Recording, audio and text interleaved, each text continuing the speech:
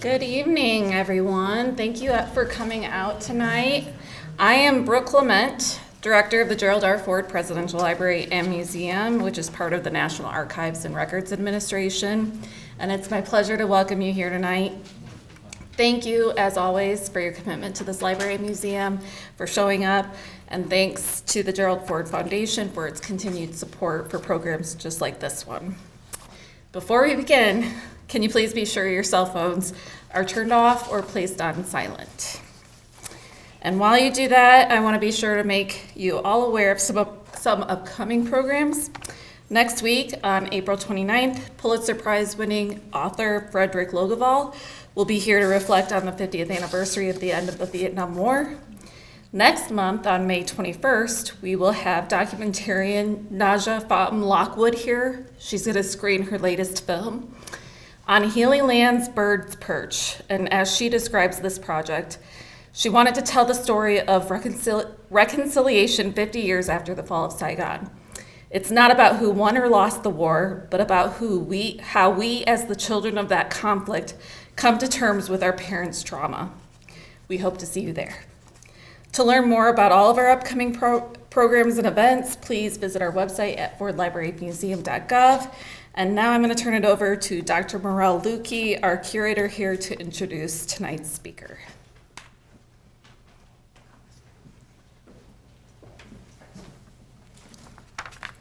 Hello, everyone. As Brooke mentioned, I'm Morel Lukey, the supervisory curator here at the Library and Museum, and I am truly delighted to introduce tonight's speaker, Hoang. He has a truly impressive CV reflecting a life filled with service and achievement. Just a brief overview. If I gave his full CV, we'd be here all night. He graduated from West Point in the top 1% of his class and also holds degrees from Washburn University and Georgetown University Law Center. He has served in every branch of the U.S. government, including roles as an associate White House counsel and special assistant to President George W. Bush. His military service includes combat deployment with U.S. Army Special Forces in Southeast Afghanistan and an earlier service in the former Yugoslavia. He's also a distinguished visiting lecturer at West Point and a senior fellow with the National Security Institute at George Mason University. And he also serves on the board of the Vietnam Veterans Memorial Fund and No One Left Behind. As if that weren't enough, today he's an accomplished entrepreneur and currently serves as co-founder and CEO of Boodle AI, developing innovative AI technology platforms. But before all that, his family fled Vietnam as a young child with his parents. His family was among the last wave of evacuees to flee Saigon on April 23, 1975, as part of Operation New Life. And tonight he's going to reflect on his remarkable experiences, how America's promise of opportunity transforms lives across generations, and how these experiences have impacted him. So please join me in welcoming Hoang to the stage.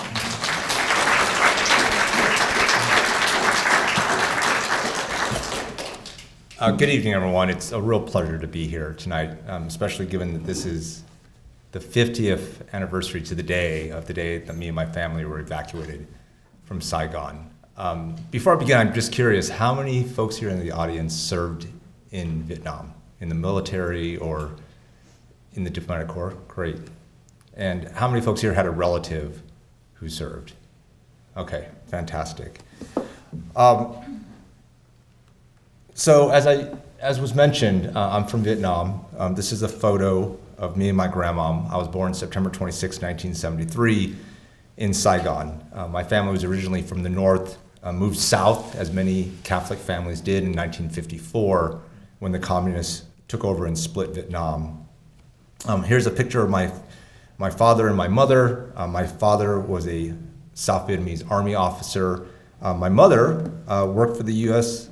Naval Attaché here at the Defense Attaché Office that was located right there at Saigon International Airport.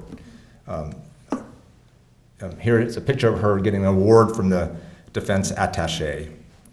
On this day, as I mentioned 50 years ago, she received a call and was told to come with her family to Saigon International Airport.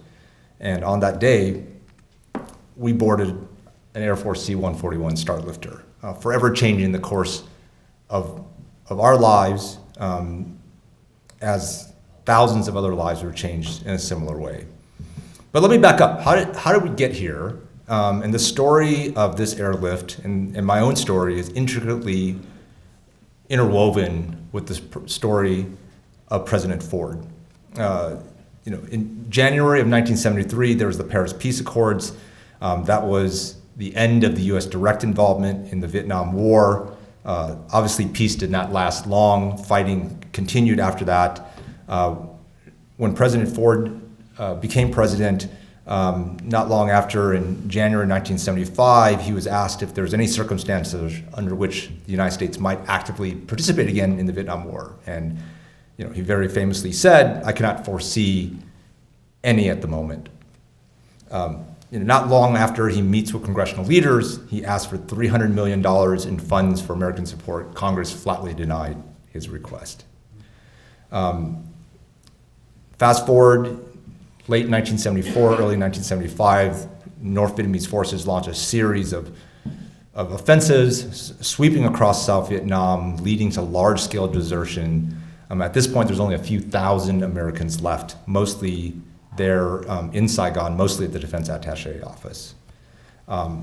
In March of 1975, Da Nang, the second largest city in Vietnam, is captured by North Vietnamese forces, and there's a chaotic withdrawal. 300,000 civilians leave by land, sea, and air, including private charter flights, and left behind are many Vietnamese allies. This did not go unnoticed by the Ford administration. Henry Kissinger was chairing what was called the Washington Special Action Group, and he agreed that Saigon was going to fall within weeks, and that the United States had a duty to get our allies out. And he estimated that anywhere from 10,000 to 1 million Vietnamese allies would need to be evacuated. In early April, President Ford announces Operation Baby Lift, this operation to evacuate these orphans and children from South Vietnam. Tragically, the first flight of Operation Baby Lift, a C-5, crashes, killing all 138 aboard, including 78 children. That investigation ended up drawing a lot of people from the Defense Attaché's office away from Saigon. That being said, there was a series of successful flights. President Ford himself went to San Francisco Airport, and here's a picture of him holding one of those infants from Operation Baby Lift. And in fact, 2,600 children were evacuated over the course of several days in April of 1975.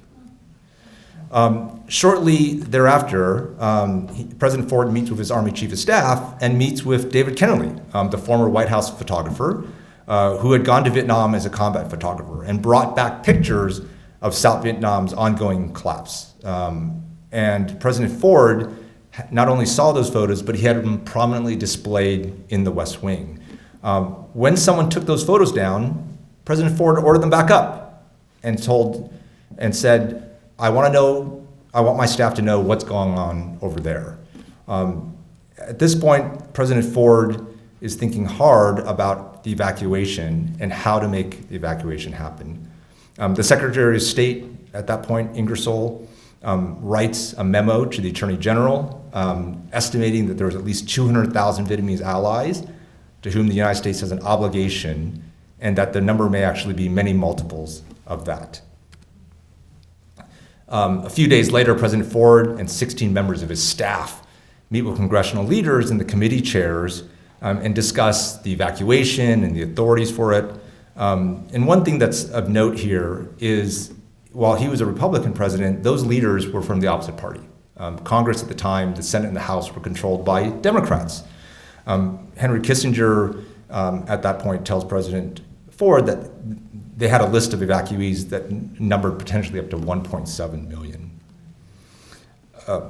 So one thing of note, and kind of now lost in the annals of history, is the fact that there was not widespread support for the immigration of Vietnamese at the time. This is an article from April of 1975, and if you read it carefully, what it says is there was only 37% of Americans in favor of the resettlement of Vietnamese, 49% opposed, and 14% undecided. And so there was not widespread popularity for this.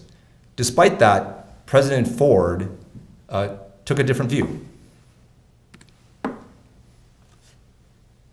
Of course, as I think each of you would, consider the safety of nearly 6,000 Americans who remain in South Vietnam and tens of thousands of South Vietnamese employees of the United States government, of news agencies, of contractors and businesses for many years, whose lives, with their dependents, are in very grave peril. There are tens of thousands of other South Vietnamese intellectuals, professors, teachers, editors, and opinion leaders who have supported the South Vietnamese cause and the alliance with the United States, to whom we have a profound moral obligation. A profound moral obligation. He's talking about me. He's talking about hundreds of thousands like me. Those words never fail to move me, to chill me, to inspire me. To hear a president, this president, talk about what he felt, the obligation that he had, that America had to its allies, to my family, to my mother, to my father, to me, even though I was 18 months old at the time. A few days later, after giving that talk, President Ford met with the entire Senate Foreign Relations Committee, who urged him at the time to evacuate the Americans and leave behind Vietnamese allies. In response, instead, he goes the opposite direction. He creates an interagency task force to resettle all of these Vietnamese allies, and he dubs a new operation, Operation New Life. Operation New Life, the effort to bring tens of thousands, if not more, of Vietnamese allies to the United States.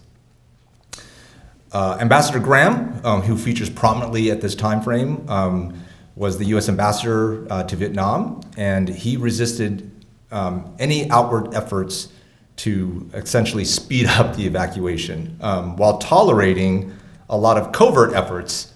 So there's this book here by Thurston Clark. It talks about how Americans returned to Saigon and created essentially an underground railroad to evacuate their former friends. This uniquely American urge, I think, we'll see revisited again here as I talk about events 45 years later. This is an interesting cable. It's Kissinger to Ambassador Martin. Kissinger makes this comment: "We would not be able to evacuate any South Vietnamese friends unless we prolonged the withdrawal of Americans, for Congress would surely cut off all funds with the departure of the last American." And so he sends this cable instructing Ambassador Martin, trickle out the remainder of Americans so that an airlift can be kept going to rescue the maximum number of Vietnamese. So there was a concerted effort here to slow the departure of Americans to save Vietnamese lives. The Senate passes legislation that gives President Ford authority to use American troops and evacuate Americans in South Vietnamese and South Vietnam. This was the language that allowed the U.S. to act, that allowed 375 sorties of C-141 and C-130 aircraft and 40,000 Vietnamese to be airlifted within a matter of days from Saigon International Airport. At that time, communist forces were encircling Saigon, and one of those families that was evacuated was my own. My father, my father's mother, and my younger sister all departed April 23rd, 1975. A few days later, these airport evacuation flights would unfortunately end when a C-130 was destroyed on the ramp by enemy fire, and thus ended this airlift. But at that time, over 100,000 Vietnamese had already departed.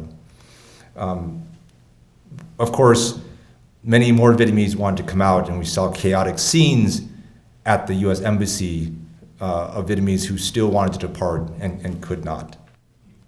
And then we have these iconic images of Operation Frequent Wind, which is the final phase of evacuations, as American civilians and some final at-risk Vietnamese were lifted off from the rooftops of buildings still controlled by Americans in Saigon. Of course, these Vietnamese had to go somewhere. So Rear Admiral Morrison, yes, Jim Morrison's dad, if you're curious, received an order to accept, shelter, process, and care for refugees. And so by April 27th, 20,000 were housed. By May 13th, 50,000. By the end of December, over 130,000. So one of my saviors was Jim Morrison's dad. So I was my family and I were one of the early evacuees that arrived on Guam, went through the resettlement there before moving on. And I believe there is a member of the audience, perhaps, who was there at Guam. Maybe not here. Maybe they'll be tomorrow. Okay, fantastic. So here's some news clippings. Here's some photos of Guam that, in a matter of days, was transformed into this resettlement facility that you can see here. In the United States, Operation New Arrivals kicked off. 4 different relocation camps were set up: Camp Pendleton, Fort Chaffee, Arkansas, Eglin Air Force Base in Florida, and Fort Indiantown Gap, Pennsylvania. These 4 locations hold reverence for those of us who were evacuees at a time, because they were our first places of arrival to the shores of the U.S. Here's a picture of Camp Pendleton, and this is where my family arrived. So the very first place I lived in the United States was a Marine Corps GP medium tent in the summer of 1975. And there's a picture of my family, obviously, and I'm the tyke holding the pear. And so there's me, pretty happy not to be under communist control anymore, living outside a tent. It's all been uphill since then. Governor Brown of California, we mentioned that there was not widespread support for the resettlement of Vietnamese. Governor Brown made a statement that he did not want any of the Vietnamese refugees that arrived in California to stay in California. Governor Dan Evans of Washington State heard this and wondered what all the hubbub about, so he sent Ralph Monroe, pictured here, down to Camp Pendleton. And Ralph took a bunch of pictures, took a bunch of videos, called back to Governor Evans, and says, look, it's refugees. They are just trying to establish a new life. I think we should do something for these folks. And so Governor Evans had Ralph Monroe deliver a message. You are welcome in Washington. Washington State wants you. Washington State welcomes you. Please come. And so my family was one of those that answered the call. And his open arms to the Vietnamese population is the reason why, even to this day, Washington State has a disproportionate share of Vietnamese refugees compared to states of its size. My family flew from Camp Pendleton to the Washington National Guard facility at Camp Murray. So you can see at this point, I have now flown in an Air Force aircraft. I've been housed at a Navy facility. I've lived in a Marine Corps tent, and I'm now at Army National Guard base. So it has literally taken every branch of the military to bring me to the United States. From this National Guard camp, we are taken in by a sponsor family, the Petersons, and we settle in to Tumwater, Washington, a small town, 9,000 people, 1 high school, just south of Olympia, Washington. And here's a wonderful picture of my family and the Petersons shortly after arrival. And you can tell they actually have kids that are very similar in ages to me and my sister. Then I had a wonderful, wonderful gift. I got to be a childhood in America, right? I grew up on a cul-de-sac. I rode bikes until the street lamps came on, and then it was time to come home. It was a small town, and I just assumed it was life. Along the way, unbeknownst to me at the time, there was an act passed by Congress that resettled the status of refugees like myself. So we went from being parolees to being green card holders to one day being naturalized.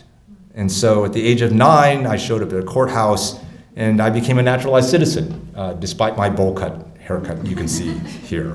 But you can see I'm happy about it. I'm very happy about it. Then in 8th grade, I go on a field trip to DC, And for the first time ever, I stand in front of the Vietnam Veterans Memorial. And I am profoundly moved. Looking out across the wall and seeing the more than 58,000 names in the wall and realizing that these soldiers, sailors, airmen, Marines died in my homeland, fought for this country, in my country, moved me. And I felt, for the first time ever, a profound moral obligation. I felt that I had a debt that needed to be paid, and I had an obligation to pay it, and I needed to find a way. And I decided that my life was going to be about service. And I wanted to serve in the very same military that had served me. And so I was very fortunate. My senior year of high school, Lieutenant General Howard Stone, West Point class of 55, showed up almost literally at my doorstep and helped recruit me to go to West Point. And so after graduating from high school, I showed up as a member of the West Point class of 1995 during the summer of 1991. That is not as happy as the picture was when I was naturalized, obviously, day one at West Point. But 4 years later, I did end up graduating from West Point as a member of the class of 95. And even, and that whole time, I thought a lot. I thought a lot about what it means to serve. I thought a lot about following the footsteps of officers who had served in Vietnam, and I found time to come back to the wall and give thanks for their service and dedicated myself to continuing serving in the same way. After graduating from Ranger School, I served as an Army officer for 5 years, including time as a peacekeeper in Bosnia. And then I decided to serve in a different way. Went to Georgetown Law School, became a lawyer, and then ended up having a wonderful opportunity. In 2007, received a phone call one day. The phone number was unlisted. I let it go to voicemail because you don't answer unlisted numbers. It turns out it was a call from the White House counsel's office, inviting me to come interview with the White House counsel to serve in the White House as a lawyer. And so that's what I did. From 2007 until 2009, I was an associate White House counsel for President George W. Bush. And two things that profoundly moved me over that experience. It was the act of another president that allowed my family to come here, and the fact that 33 years later, I could go from living in a tent in a Marine Corps base to serving in the White House says something about America, right? And says something about the opportunities we provide. I believe that one of the superpowers that America has is this, right? In less than a generation, someone can go from being born in a country far, far away to not just working in the White House, but wanting to serve, right? And there's a famous quote where Reagan quotes an author that says basically, you can live in France, but you'll never be French, and you can live forever in Japan, you're never gonna be Japanese, but anybody can be an American. Anybody can come to America and become an American. While I was in the White House, I met this man, Michael G. Waltz, in December of 2008. Mike comes to me and says, "Hey, France, I don't know what you're doing after we leave the White House, but I'm a Special Forces National Guard commander, and I don't have an executive officer, so I think you should come along." And I look at Mike, I go, "Mike, I'm not in the military anymore. I don't have a commission, and I'm not Special Forces." And Mike just kind of waves his hand, and he goes, "We'll figure it out." So we did. So immediately after the White House, actually recommissioned as an Army captain and deployed to Afghanistan as the executive officer of an Army Special Forces company, serving here in host Afghanistan, right there along the Afghanistan-Pakistan border, at a location called Fob Salerno, which is, this is one of its very nice days, mostly because there's no rocket attacks or anything else crazy going on. So this is me in Afghanistan. People like to joke this is my Genghis Hoang look. But in Afghanistan, for those of you who don't know, Special Forces works basically partners with and works by, with, and through indigenous forces, host nation forces, partner forces. And so we worked very closely with Afghan forces of all types across our area of operation, which includes both combat operations, but also non-combat operations. And one of the things that we often did was try to work with local schools, rebuild infrastructure. And I couldn't help, as I did these operations and would meet children, wondering if there was some time in the 1970s a soldier who looked at me the way I was looking at these Afghan children, right? And I was seeing a bit of myself in these children we were trying to help, and it just reminded me of the incredible service that these service members did in my home country, and how lucky I was to have the same opportunity to serve in a very similar way. We couldn't do what we did in Afghanistan if it wasn't for our partnership with Afghan allies. This is Jabbar Keel. He was an Afghan who partnered with us, went on combat operations with us. And again, I was just struck by my own family's history and seeing in Jabbar and men like him, my father, right? My father and the thousands of others, Vietnamese, who fought alongside the Americans and who ended up being rescued, being saved at the end of the Vietnam War to start in our life, and thinking about the service and sacrifice of these men. Jabbar, by serving, put not just himself, but his own family in harm's way. After coming back from Afghanistan, I became an entrepreneur. I started a couple of different companies. One of them was a company called MAG Aerospace. It did many things, including training Afghan pilots and working with many Afghans. Here's me and my co-founders. And that's how, in August of 21, I found myself all of a sudden thrust back into another evacuation. But this time it wasn't my own. It was watching, with some eerie similarities, the imminent fall of Kabul. So throughout the spring of 21, we watched the Taliban inexorably march across Afghanistan, not dissimilar to the way North Vietnamese forces took over South Vietnam in the winter and spring of 1975. And what happened, of course, was something very similar. All of a sudden, there was an airlift. The only way out of Afghanistan was through the airport. And there was, once again, our television was filled with images of civilians, of allies, in this case Afghan, not Vietnamese, being evacuated on U.S. aircraft to safety. We were once again confronted with images of Afghans who wanted out but did not have a way out. We once again watched embassies being evacuated from rooftops. And of course, we saw once again the standing up of a resettlement base. This one did not involve Jim Morrison's dad. It was in Doha, Qatar, Al Udeid Air Base. But this was the modern day equivalent of Guam. If you were an Afghan coming out, this is where you wanted to go. Much like my family passed through Guam before coming to Camp Pendleton, Al Udeid is where Afghans would go.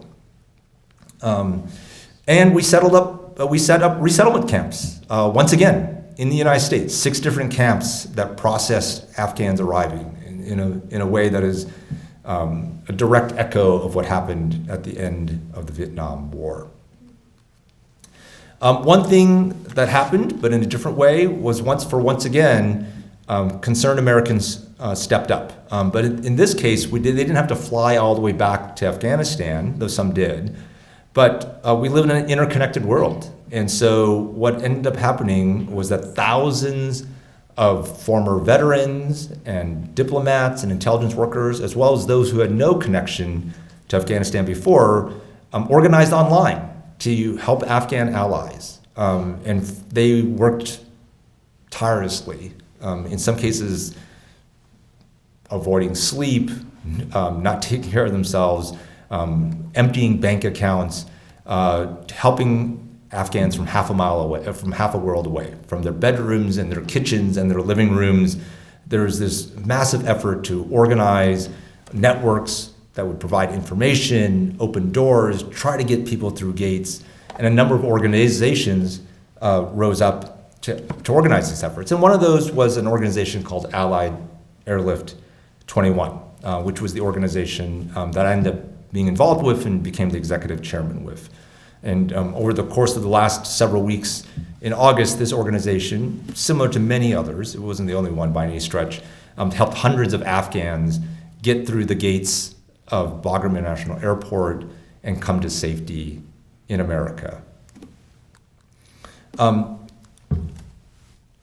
Shortly before those operations ended, I found myself in an interesting situation where several busloads of very high-risk Afghans, folks who had worked closely with the United States, folks who were likely to be persecuted, if not killed outright by the Taliban, ended up needing to flee.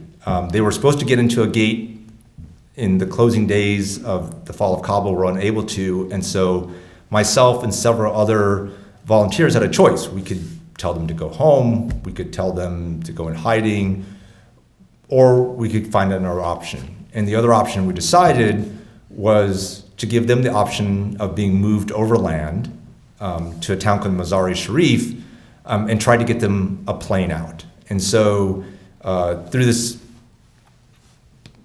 unusual twist of events, in August of 2021, myself and a few other volunteers found ourselves responsible for almost 400 Afghans who fled by bus through Taliban-held territory, and then in the position of hiding them and keeping them safe in a town halfway around the world while we tried to arrange a flight out. Those were some pretty dark times. There is a word that many of you may not be aware of. It's a word that is laden with meaning for those of us who are involved in this operation. That word is manifest. So a manifest, when you generally think of, is a list of people. And you can make lists for all sorts of things. In this case, one of the things that had to be done was you had to manifest people for travel. That means you're making a decision on who gets on a bus that could lead to freedom and who doesn't get on a bus. In some cases, it means making a manifest of which family gets onto a plane and which family doesn't. And I was not the only one, but I was one of those that had to make those types of decisions. And here I am, a child, someone who had been evacuated as a child, and somehow I found myself 45 years later having to make decisions about which family may or may not fly out of Afghanistan, right? And looking at pictures of families and looking at pictures of children who were about the age that I was when I was evacuated, it was a terrible set of choices to have to make. On the one hand, I was happy to be able to be in a position to help some, but by helping some, that means you couldn't help others. And I'm not the only one, there are hundreds of people, thousands, that had to make similar hard choices during this time. I'm happy to say, though, on September 17th, 2021, we were successful in getting the very first private charter plane out of Afghanistan after the U.S. Left the country diplomatically and militarily. So on that date, an Airbus 340 lifted into the skies above Afghanistan. You can see a picture there of the plane itself, of the people boarding it. It was the only plane above Afghanistan, and that plane flew to Al Udeid base with 380 passengers, 94 families, 152 children, and all of them have now started new lives in the United States. And obviously for me, a profoundly personal moment, a child who had been, a person who had been airlifted as a child out of Vietnam, here had now, in a full circle moment, the opportunity to help another generation of allies come to the United States. And by the way, here's a picture of Jabbar, that Afghan you saw earlier. He was on that flight, him and his wife and their 8 children. They have now resettled in Lincoln, Nebraska. That daughter there wants to be a lawyer when she grows up. And so I ended up speaking and testifying before Congress about this U.S. withdrawal from Afghanistan, where I referenced both my own story, but more importantly, the stories of the thousands of Afghans who I believe America should stand by. Not long after, I had the wonderful experience of being able to meet some of the Afghans that were evacuated on that September 17th flight in person. This is Haroon. He settled in Chicago, and I was delighted and moved to meet his son, who was 18 months old, the exact age I was when I was evacuated from Vietnam, and to look at him in the eyes and to hope that, someday, which I know will be true, he will look back on that moment and that flight as the turning point of his life, as I look back on that flight on April 23rd, 1975, as the terminating moment in my own life.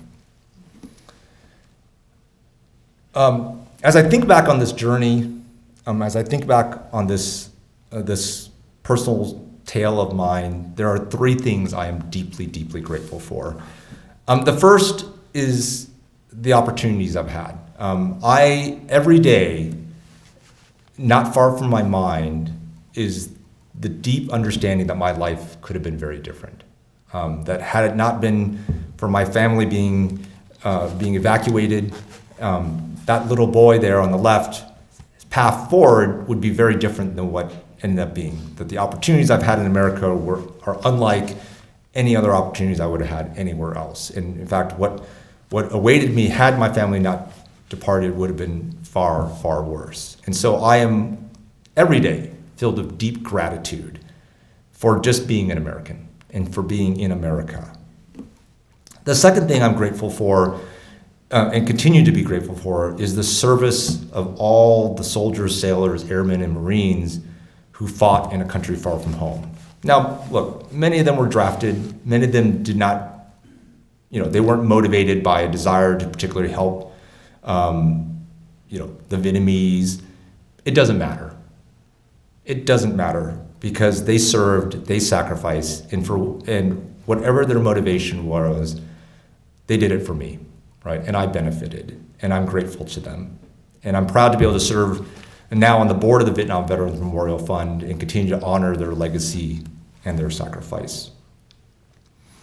Of course, I remain grateful to all the people who specifically felt a profound moral obligation to those like me, and then helped me directly, whether it was President Ford or Henry Hicks, my mother's supervisor who helped arrange our evacuation, to all the people who were involved with Operation Frequent Wind and New Life and New Arrivals, who went above and beyond to help the Afghan allies, to Governor Dan Evans, who welcomed Vietnamese to Washington State, to families like the Petersons, but particularly the Petersons, and to men like General Stone, who went above and beyond to open up doors for people like myself.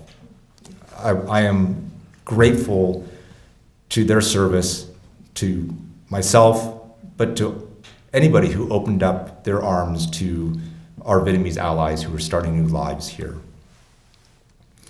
And the last thing I'm grateful for is the opportunity to serve.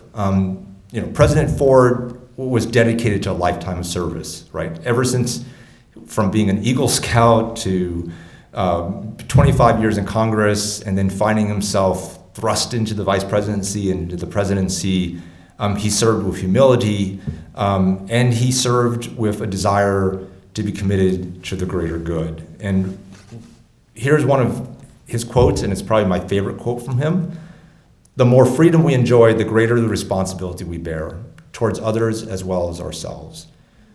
The profound moral obligations that others felt towards me and my family and families like ours end up imbuing me with a profound moral obligation to pay that back.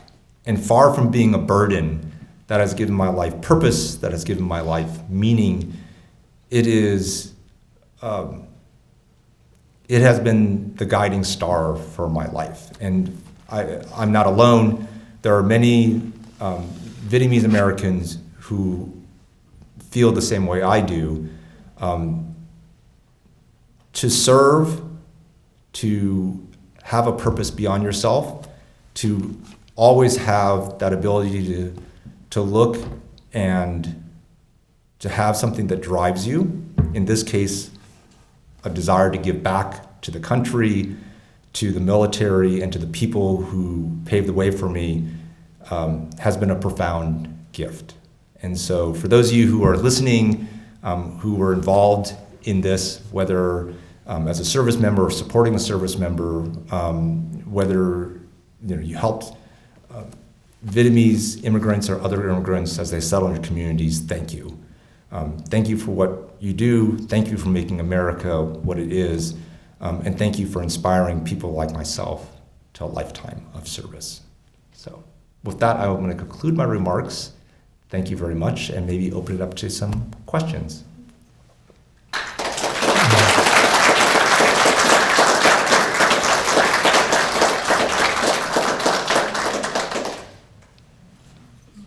Question, so there's a microphone in the back, please. If you have a question, please use the microphone in the back. Thank you.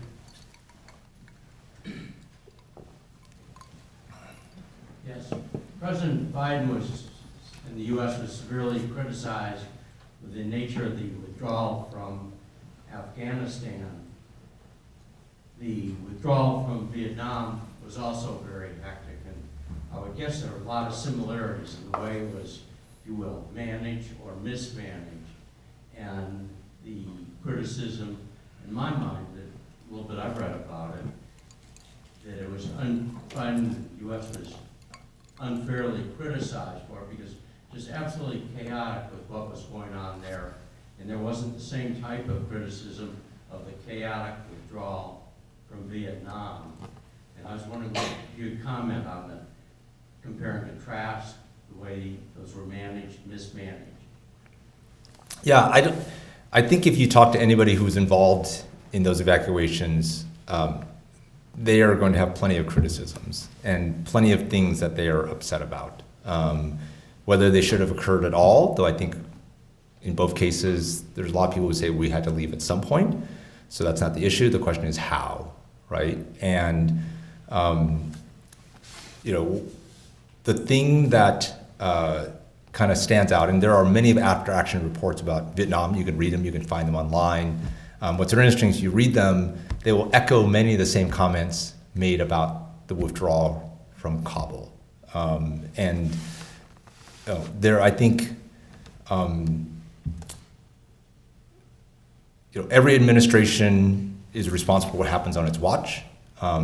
In the case of Kabul, what was extraordinary to me was the way private citizens had to step in and provide what was inherently a government function and activity, right? The number of aircraft that were paid for, the number of volunteers that stepped up. I will be, and I've said this in my testimony, despite having served for a lifetime in uniform, in government, in positions where I supported and loved the United States, there were times during evacuation where I think my faith in the U.S. was the lowest it has ever been. However, my faith in Americans was never higher. Seeing the way volunteers stepped in, seeing the way some people inside government, despite the constraints of lack of resources, bureaucracies, still tried to help out. There are stories that have yet to be told, and maybe there's a future library that will tell that story about the heroism and the courage of everyday Americans who stood in to help our Afghan allies. And just like there are many stories that in the Vietnam War that have not properly been told or have been told and not as well known, look up the USS Kirk, for example, at some point if you're not aware of that story. I think we tend to look at those events and understandably as failures, but even in failure, I think there are things that we can be proud of as a people. I'm going to move the microphone around for people if they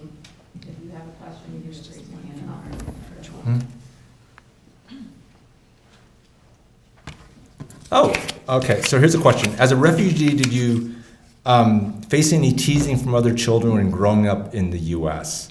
I grew up in a small town, Tumwater, Washington. I graduated high school with the same group of kids that I went to kindergarten with. In fact, yesterday I was on a phone call with a woman who I literally sat at the same kindergarten table with. It was the blue table. We finger painted together, and we are now friends still. I mean, how many years is that? Like 35 years later or whatever. It was a wonderful place to grow up, but it's not a perfect place, right? Like, did I ever face any teasing? Of course I did. I think all children do, right? Now, was some of that teasing was because I was different? Sure, right? But I also had people who stepped in and looked out after me, and so you know, corrected when other people teased me and said it was wrong. And so, yeah, I mean, the answer is yes, but the answer is okay, right? Like, I had some good times and I had some bad times. I think part of what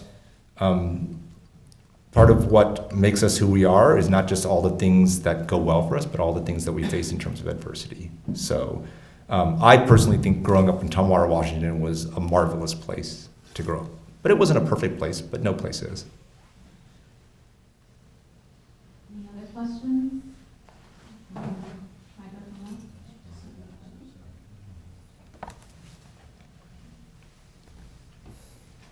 So how long did you live with the Petersons? Did you live the whole 12 years when you were in high school, or did you just stay there? We lived with them for 1 week. They were very adamant. They said, look, we are taking you in, and you're going to get a job, and you're going to get a house, and you're going to get on your own 2 feet, and this is America. And it was great that they did that. My father's first job was I was telling this story at dinner earlier tonight. My father's first job was as a short order cook in a restaurant, the Tai Motor Inn. Then he quickly found a state job and spent decades in the Department of Labor and Industries. My mother started as probably the lowest paid or maybe an unpaid intern in the Department of Wildlife as an accountant. She didn't have any background in accounting. 30 years later, she retired as the comptroller, the chief financial officer for the Department of Fish and Wildlife, having risen through the ranks, never having completed a college degree, and self-taught in finance. And your sister? My sister ended up going to Washington State University. She got an English degree, discovered you can't get a job with just an English degree. She went back and got a computer science degree. That worked out better for her. She now works for IT in Seattle and does coding.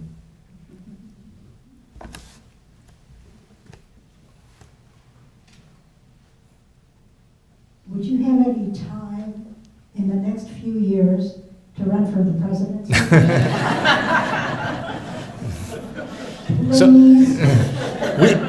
So two things would have to happen first. One, we'd have to change the amendment, right, because I'm a natural born citizen. And second, someone would have to convince me that's a good idea. Any other questions? Oh.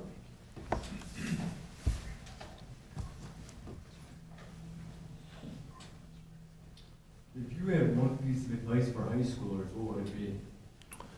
Wow.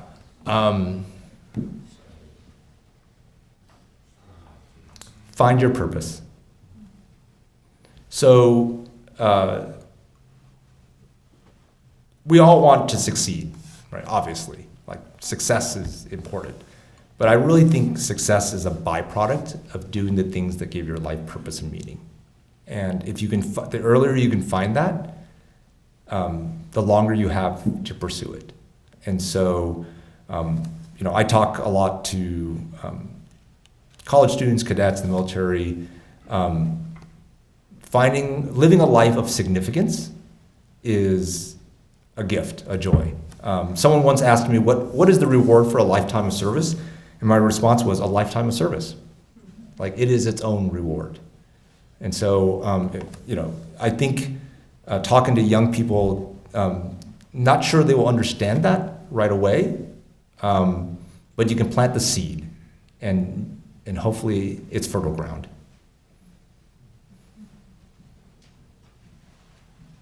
I was curious if you've been back to Vietnam.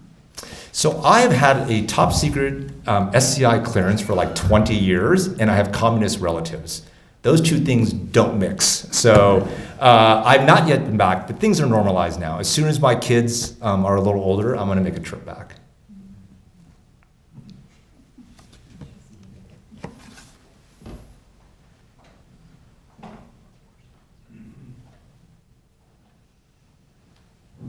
I just want to share a comment. I am a refugee. I was born and raised in Pakistan in 1947.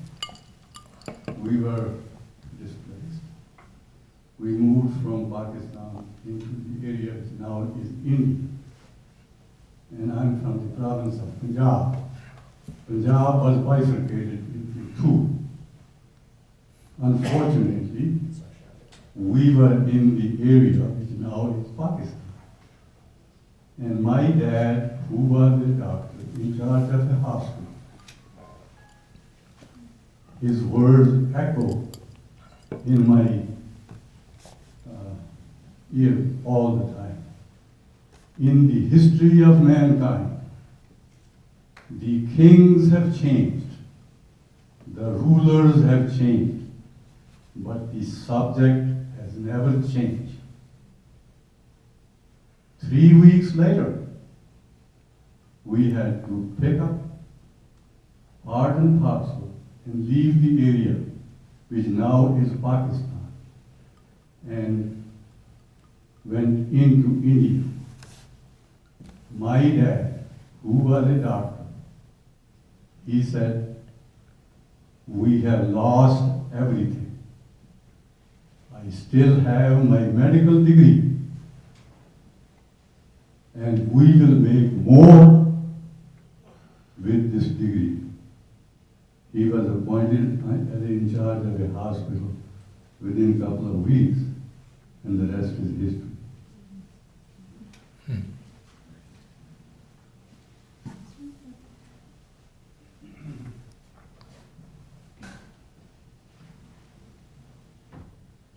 Your migration from one country to the next was forced. In the bigger context of migration of peoples that can't stay where they are, and it's a worldwide story now. Can you comment at all, and not that this is an immigration topic, but it seems to really touch on when people really want to be here, why aren't we opening our arms and welcoming them? Because, man, you're paying dividends. And your family's paying dividends. And I'm suspecting that the vast majority of those people that came in the 70s are paying dividends for this country. Yeah, look, I think, as I mentioned in my talk, immigration is our superpower, right? When we allow people in and they take advantage of the opportunities we have here, that's what makes America great. Now, obviously, right, there's this question of who comes in and how we come in, right? And we have legal ways to immigrate. I came here through the parole system. The Afghans came here through the special immigrant visa system. So I believe in immigration. Now, there can be rational, reasonable discussions about how open or not open that should be. But when we do it and we bring in people and they embrace America, it is what makes America great.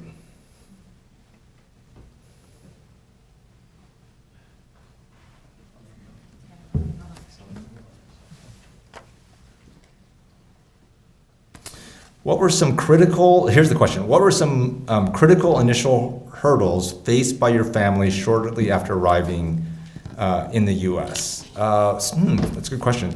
Several. Obviously, there was our status. So we arrived as what's called parolees, which means we didn't have legal status. It took an act of Congress that changed that to become LPRs, legal permanent residents, and then eventually become citizens. There was the challenge of integration, right? Of becoming part of this fabric of America. Luckily, my family had worked with Americans, spoke English. We had an easier time than many. There was the challenge of getting on our feet financially, right? Again, I think the Petersons gave us a wonderful gift by basically forcing us to get on our own 2 feet as soon as possible. And even if that involved being a short order cook in the long run and taking a low paying job, that started my family on a path to self-sufficiency. And then, I think, and we don't talk about this a lot, but it's clear that refugees go through a lot, right? That, the trauma of giving up a homeland and starting somewhere else had a profound impact on all those involved. And we saw it with the diaspora of the Vietnamese at the end of the Vietnam War, and we're seeing it now with the Afghans as well. My father, for example, faced a horrible choice. Was he going to do his duty and stand and fight the North Vietnamese, or go and rescue his family? That is a choice no one should ever have to face. And it's not an easy choice to make. Obviously, he did what was right by his family, but I believe that choice haunted him like so many other former South Vietnamese service members.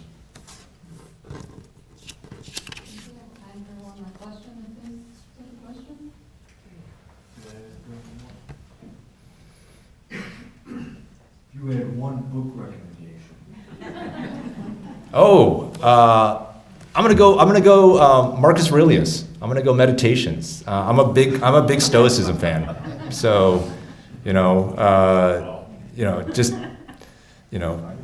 being you can't control what happens to you. You can control your reactions to it, right? To live a value-based life. The obstacle is the way, right? And maybe that just comes naturally because my family did face, and myself, right, so many obstacles. But as I mentioned to you, those obstacles turned into opportunities that became the way. Okay, I think that's our last question. Thank you all for coming tonight.